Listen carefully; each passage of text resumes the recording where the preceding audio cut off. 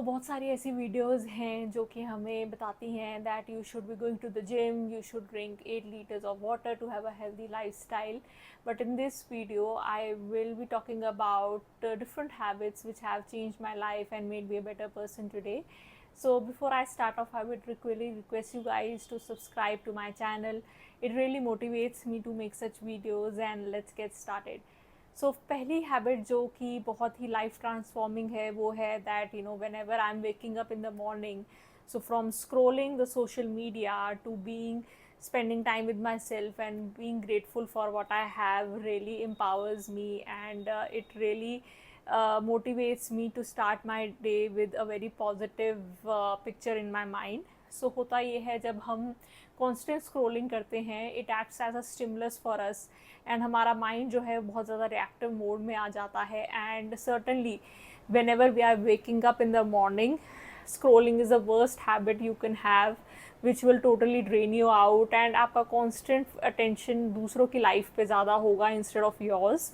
So I would really recommend that whenever you are waking up in the morning, just spend some 10 minutes with yourself doing deep breathing and also doing gratitude for what all the things you could be grateful for. It could be a people, it could be a situation, it could be a thing, right? So ये सारी चीज़ें हैं जो कि constant habit हमारे जब हम लोग इसको डेली इम्प्लीमेंट करते हैं तो हमारे सबकॉन्शियस माइंड में फीड हो जाती है.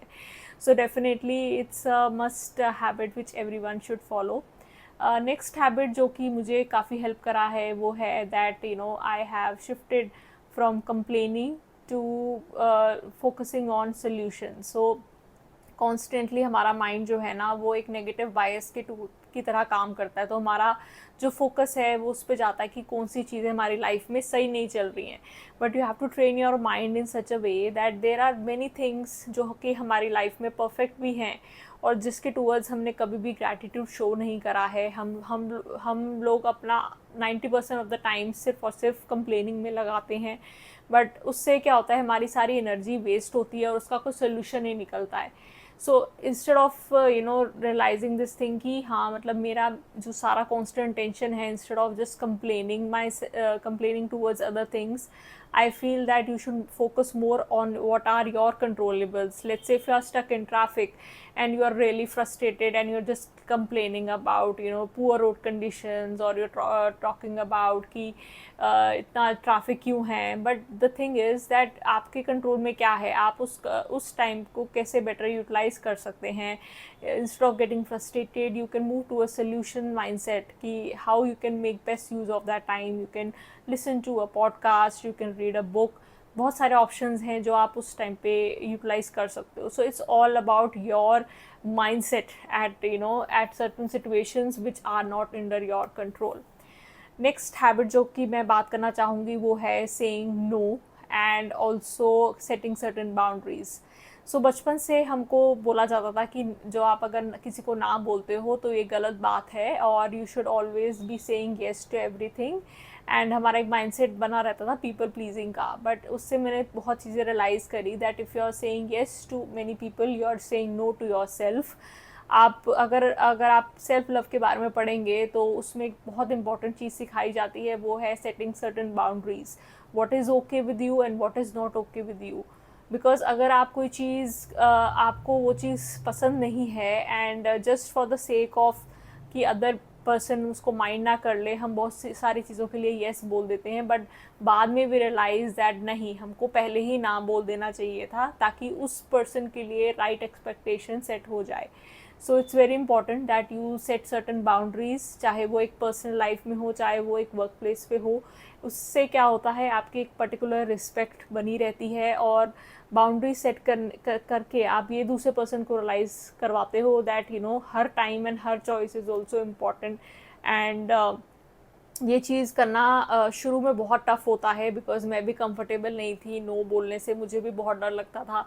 बट धीरे धीरे आई रियलाइज़ दैट नहीं, अगर मैं नो बोल रही हूँ किसी चीज़ के लिए, it is an act of courage, and it is also making me realize that I love what I want in my life and I totally stand by it. So definitely you should definitely inculcate such habit. Next habit है जो कि बहुत important है financial planning के लिए, वो है that instead of saving your money you should think about investing your money in diversified portfolios. So again Indian societies में ऐसा माइंडसेट होता है कि हाँ, हम सोचते हैं एक एक रुपया हम हर जगह से बचा लेंगे, हम अपने एक्सपेंसेस कट कर लेंगे तो हम वी विल गेट रिच, या हमारे पास करोड़ रुपया हो जाएगा। But that's not possible because of such high inflation rate going on. So उसका सोल्यूशन यही है कि you should start investing your money, even if you start with 500 rupees as an SIP in your mutual funds, आप आने वाले 10-15 साल में उस 500 रुपये के करोड़ रुपया भी बन सकता है। It's all about having a discipline in your financial investments and making sure that you don't touch it and you are very consistent with your financial planning. So मैंने स्पेंडिंग से अपना माइंडसेट इन्वेस्टमेंट में shift करा, where I plan to invest my money at different places, be it at mutual funds, stocks, gold ETFs, और you have corporate bonds as well. So ये सारे different options हैं जो कि आप definitely explore कर सकते हैं, and 10 to 15% of your salary should get to into such kind of investment. So this is very important. Last but not the least, which I would like to basically tell कि मेरी वैसी क्या एक particular habit थी कि हम बहुत सारी चीज़ों के लिए, जो भी हमें लाइफ में जब हमको हमारी लाइफ में कोई प्रॉब्लम आती है तो वी ऑलवेज हमारा जो माइंडसेट है वो होता है फाइट और फ्लाइट का, राइट। तो फाइट और फ्लाइट के मोड में हम जब जाते हैं, या तो हम उस सिचुएशन को अवॉइड करते हैं कम्प्लीटली, या फिर हम उसको बहुत ज़्यादा सोचते हैं फाइट करके हम उसको इंस्टेंटली सॉल्व कर दें। But I feel that you have to become very patient and you have to basically manage your emotions in dealing with certain situations in your life which are out of your control. So पहले हमारी ऐसे habit होती थी कि एक victim mindset बन गया था कि हाँ, मतलब मेरे साथ ही क्यों ऐसा होता है, या जो चीज़ें मुझे चाहिए होती हैं वो मेरे हिसाब से क्यों नहीं होती हैं। But slowly and steadily realize that जो चीज़ें मुझे चाहिए थी और मुझे नहीं मिली, it was a universal sign of telling me that the universe is trying to protect me and I would get something better in the future. So ये एक अंडरस्टैंडिंग मुझे बहुत टाइम बाद रियलाइज़ हुई है कि बहुत सारी लाइफ में हम जो चीज़ें अचीव करना चाहते हैं और हमें टाइम के बेसिस पे नहीं मिलती, इट डजेंट मीन कि आपको वो चीज़ कभी नहीं मिलेगी, इट ओनली मीन्स उस चीज़ का भी सही टाइम नहीं है। सो एक पर्टिकुलर एक माइंडसेट आपको डेवलप करना पड़ता है। With age you realize that whatever did not happen or whatever you did not get, it was a good sign, and universe was just trying to protect you. So these were the habits which have really transformed my life. Let me know how did you find this video. Bye.